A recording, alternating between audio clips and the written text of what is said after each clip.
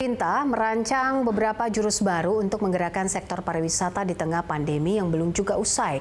Di antaranya adalah dengan mengoptimalisasi belanja pemerintah di sektor pariwisata serta peluncuran protokol kesehatan di sektor pariwisata dan perhotelan.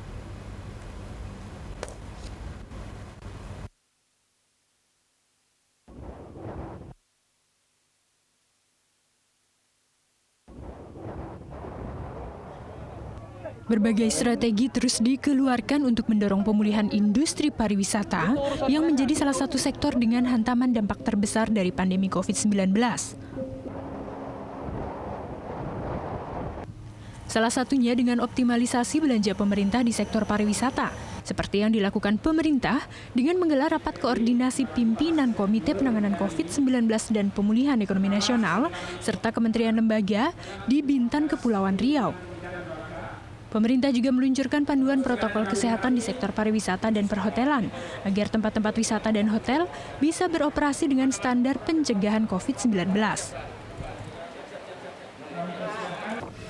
Menko Perekonomian Airlangga Hartarto menyebut bahwa pendapatan sektor pariwisata turun 90% akibat pandemi COVID-19. Karena besarnya dampak ini, Menteri Pariwisata dan Ekonomi Kreatif Wisnu Tama Kusubandio menggarisbawahi perlunya upaya serius secara bersama-sama dari semua pihak untuk memulihkan kembali industri pariwisata Indonesia. Dalam anggaran program pemulihan ekonomi nasional, pemerintah awalnya menganggarkan 3,8 triliun rupiah untuk pariwisata. Setelah realokasi, anggaran ini berubah menjadi 3,8 triliun untuk hibah dan subsidi penerbangan, serta 0,328 triliun dukungan pariwisata Kemenpar. Kemenparekraf sendiri menyiapkan anggaran 3,8 triliun untuk berbagai program, seperti hibah pariwisata, sertifikasi CHSE atau Cleanliness, Health, Safety, and Environmental Sustainability, stimulus reaktivasi pariwisata, hingga fasilitas hotel dengan 3 kali makan dan snack untuk isolasi mandiri pasien COVID-19.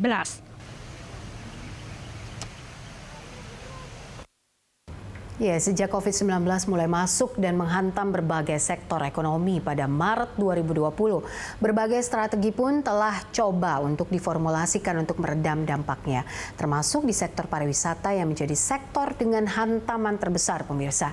Nah, kini dengan berbekal beberapa jurus baru, bagaimana implementasinya di lapangan agar efektif dan juga tepat sasaran?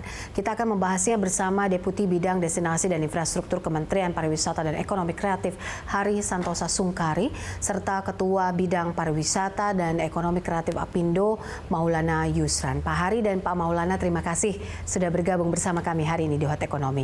Ekonomi kemarin pada saat PSBB transisi mulai kembali bergeliat begitu ketika sektor pariwisata kemudian dibuka pelan-pelan dengan panduan protokol kesehatan. Tapi kini ketika PSBB kembali diterapkan, bagaimana keadaan di lapangan sesungguhnya dan apa jurus yang dilakukan oleh pemerintah untuk mengatasi hal ini, Pak Hari? Ya, jadi selamat sore ya semua. Untuk memulihkan sektor pariwisata ini kita mengenal konsep demand dan supply. Jadi dua-duanya demand dan supply itu harus dipertimbangkan untuk dibuat connection. Demand itu adalah nanti wisatawan, supply itu adalah destinasi dan tempat-tempatnya. Dan tentunya di dalam masa pendek PSBB ini memang pariwisata yang paling drop ya di antara semua sektor ekonomi. Nah, karena itu memang kita harus dengan sangat hati-hati dan seksama menyusun langkah mengarah ke sana. Begitu. Terus, jadi kita perhatikan daerah-daerah yang paling terkena dan itu akan mendapat perhatian khusus. Oke. Lalu kalau dilihat secara lebih detail lagi, Pak, apa jurus yang akan dilakukan pemerintah dalam kondisi saat ini dengan kondisi PSBB berskala besar ini? Jadi sekarang ini temanya adalah bagaimana orang datang ke suatu tempat dan dia merasa aman dan sehat. Nah, itu juga yang akan dilakukan di dunia pariwisata. Destinasi pariwisata itu mengangkat tema itu dan kami di Kementerian Pariwisata punya program yang namanya CHSE, Cleanliness, Healthy, Safety, dan Environment. Inilah yang kami lakukan programnya di tiap destinasi yang memang kami perhatikan, mulai dari sosialisasi, simulasi, dan menyiapkan mereka. Ya, mulai dari penerbangan, turun dari pesawat, naik kendaraan, sampai lobi hotel, lalu bagaimana di hotel penanganan, bagaimana penanganan kamarnya, bagaimana pelayanan restorannya, bagaimana pelayanan room service-nya, sampai pembayaran pun kalau bisa adalah tanpa cash. Nah itu semua itu, dan kami mengeluarkan buklet-buklet panduan di tiap destinasi, mulai dari hotel, restoran, sampai tempat diving. Nah itu yang kita lakukan. Sedangkan nanti di sisi demand-nya itu yang tadi sudah disebut, hibah pariwisata yang pelan-pelan nanti akan kita keluarkan, sehingga ada motivasi juga, ada insentif, terutama insentif bagi pariwisata untuk datang di sana, di mana tempat-tempat destinasi yang kita sudah siapkan CHSE-nya, sehingga wisatawan itu akan merasa safe kalau datang ke sana. Oke, baik. Gitu. Saya ke Pak Maulana. Pak Maulana, ada lagi jurus baru yang digencarkan oleh pemerintah. Tapi saya ingin pertanyaan yang paling basic. Sejauh ini kondisi di lapangan atas serapan yang dilakukan dari belanja pemerintah di sektor pariwisata seperti apa? Jika kita ditanyakan terkait dengan masalah serapan, memang kondisinya serapan untuk kegiatan-kegiatan pemerintah di sektor hotel dan restoran itu memang sangat minim sekali ya. Saya berkacanya begini. Pertama, kita dulu ada PSBB jilid 1, kemudian yang PSBB transisi, katakan ikutin Jakarta aja lah. Nah, pada saat transisi tersebut, kondisinya itu demand itu kenaikannya kecil sekali. Nah, sekarang dengan adanya PSBB jilid 2, otomatis okupansi yang tadinya sudah disampaikan sekitar 20 atau 25% itu dropnya bisa sampai 10%, bakal sudah kembali single digit. Karena bagaimanapun, kebijakan yang dikeluarkan oleh pemerintah daerah provinsi, DKI khususnya, itu adalah kebijakan ibu kota negara. Sehingga dampaknya sampai ke secara nasional. Jadi kalau ditanya sekarang kondisinya bagaimana kondisi dari industri hotel dan restoran atau konsep pariwisata pada umumnya, ya kondisinya sekarang sudah lebih parah daripada PSBB jilid 1. Kenapa? PSBB jilid 1 kami masih memiliki cash flow untuk bertahan. Tidak ada satu usaha itu yang bisa bertahan 1 tahun tanpa ada putaran cash flow, itu saya nggak yakin ya. Bahwa itu hanya perusahaan besar. Apalagi kalau kita lihat data sendiri, 96% itu sektor hotel dan restoran atau perdagangan itu adalah masuk ke dalam UMKM. Nah, mereka-mereka ini paling daya tahannya paling lama 3-6 bulan, paling lama ya. Itu kami sudah sampaikan bulan Juni. Nah, dengan PSBB jilid 2 ini sudah tidak sudah istilahnya sudah banyak yang nyerah. Kan kita udah mulai perhatikan kan banyak yang nyerah, mulai dari restoran, hotel itu udah mulai banyak yang nyerah. Jadi di sini yang kita melihat di sini bahwa kondisinya itu sudah sangat tidak bagus, apalagi ditambah dengan informasi adanya travel ban dan seterusnya. Untuk perbankan pun kami sudah nggak visible lagi. Kita kalau minjem kita nggak tahu lagi kapan mau kembalikan. Jadi kalau istilahnya kalau ya kita masih bicara stimulus itu merupakan model kerja melalui perbankan, itu sudah tidak bukan menjadi ranahnya bisnis lagi gitu loh. Jadi ranah bisnis sudah nggak di situ lagi. Jadi kalau kita emang bicaranya untuk bagaimana supaya industri itu bisa bertahan, kita pasti bicaranya adalah stimulus itu berupa subsidi. Itu Pak. Oke, saya ingin tanggapannya Pak Hari. Pak Hari silakan. Ya memang di dalam rangka menghidupkan industri perhotelan, kami 2 bulan yang lalu di antara semua kementerian dan lembaga, kami sepakat untuk menghidupkan itu dengan mengadakan kegiatan, baik itu rapat, konseling, atau penginapan, baik itu hotel di Jakarta maupun di luar Jakarta. Nah, saya pun sudah berkali-kali keluar kota, kami rapat dan konseling. Memang saat ini betul yang Pak Maulana katakan, saat PSBB ini kami tidak bisa mengadakan kegiatan di hotel-hotel di Jakarta, betul ya.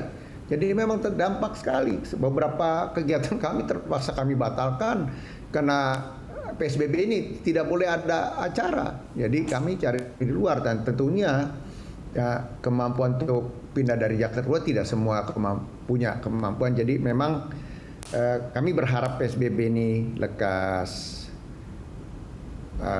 tidak berpanjang lagi sehingga kita bisa tetap beraktivitas di hotel-hotel, dan di hotel-hotel kan juga ada restoran, ada suppliernya, selain ada pegawai, ada ekosistem yang lain yang suplai ke hotel itu juga terdampak. Jadi kami ingin ini segera cepat, dan kami dari kementerian siap untuk memenuhi, membuat aktif lagi di hotel-hotel itu. Sementara di kota lain sudah berjalan, tapi kami ingin tetap nanti di Jakarta tetap hidup kembali.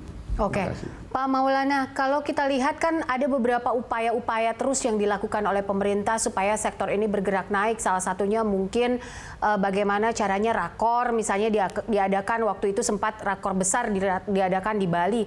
Seberapa besar bahwa ini bisa membantu sektor pariwisata? Hanya secara teknikal satu kali saja, atau memang harusnya ada lagi rakor-rakor besar yang bisa dilakukan di daerah-daerah tertentu dengan destinasi tertentu? Kemarin juga sempat di Bintan. Sebenarnya begini, kalau kita lihat sekali rapat itu melihatnya itu kita melihat seolah-olah itu bisa terbantu, padahal kita bicara dengan supply room yang lebih dari 500.000 saat ini. Ini yang jadi masalah. Jadi begini, pada saat pengadaan kegiatan tersebut itu tidak akan bisa membantu banyak, jadi membantu hanya sedikit. Karena kalau kita bandingkan sekarang yang terjadi itu, kalau kita lihat bulannya, kalau kita banding year on year, bulan September, Oktober, November, di mana-mana itu di Indonesia itu khususnya itu yang paling besar adalah bisnis tourism. Nah, kita lihat sendiri bahwa kalau kita bandingkan serapan anggaran pemerintah aja masih kecil, berarti otomatis kontribusinya terhadap okupansi hotel pun kecil. Karena bisnis tourism ini didominasi oleh kegiatan-kegiatan yang dipengaruhi oleh APBN. Ya terima kasih oleh pemerintah kemarin mengadakan di Batam, di Bintan, ya kan? Itu paling tidak terbantu, tapi yang terbantu itu hanya hotel tersebut saja. Karena kalau kita bicara Bintan itu paling besar okupansinya itu adalah dari Wisman. Jadi nggak akan terbantu banyak mereka di situ, hanya terbantu sedikit. Jadi kita nggak bisa lihat kegiatan 1-2 hari itu akan membantu berkontribusi banyak terhadap sektor pariwisata, tidak bisa. Memang di sini memang pemerintah yang diharapkan untuk masif melakukan, karena kalau kita bicara leisure, demand-nya ini memang yang kita perhatikan bahwa demand-nya ini tumbuhnya kan sangat kecil sekali. Kita bisa lihatlah kemarin waktu Juni sampai Agustus ya, bahwa okupansi hotel itu terjadi peningkatan hanya pada saat long weekend. Tapi setelah itu turun, di mana weekdays itu sebenarnya dominasinya adalah kegiatan bisnis tourism. Nah, ditambah dengan PSBB Jilid 2, kalau kita lihat PSBB Jilid 2 ini adalah kebijakannya melakukan PSBB di DKI, tapi otomatis kegiatan-kegiatan KL pun akan terhambat untuk ke daerah. Itu yang pasti itu ya. Jadi itu yang membuat dampaknya kepada daerah, Mbak. Itu, Mbak. Oke, Pak Hari, kalau kita lihat kan kalau mengukur hantaman di sektor pariwisata saat pandemi ini kan ada beberapa sektor begitu ya, ada beberapa indikator. Salah satunya mungkin tingkat Wisman yang sangat turun dalam begitu ya. Kemudian soal tadi yang Pak Maulana bilang soal okupansi hotel begitu. Kemudian pertanyaan besarnya adalah bagaimana kabar SDM orang-orang yang bekerja di perhotelan ini begitu, Pak Hari? Ya tentunya sangat terdampak terutama adalah pegawai pariwisata yang ada di kota, terutama perhotelan. Nah, mungkin kalau dia chef dia bisa beralih fungsi jualan lewat online masak, tapi pegawai yang housekeeping, yang tukang cuci itu sangat terdampak. Memang satu-satu jalan paling bagus adalah mendatangkan wisatawan.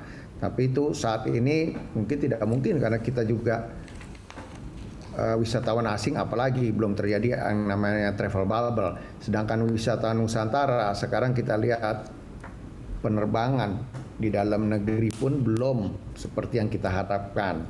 Yang terjadi adalah wisatawan itu terjadi kalau mereka bisa berkendara dengan mobil, dan itu hanya terjadi pada saat libur panjang kemarin. Wisatawan Jakarta ke Jogja naik mobil atau ke Semarang atau ke Puncak.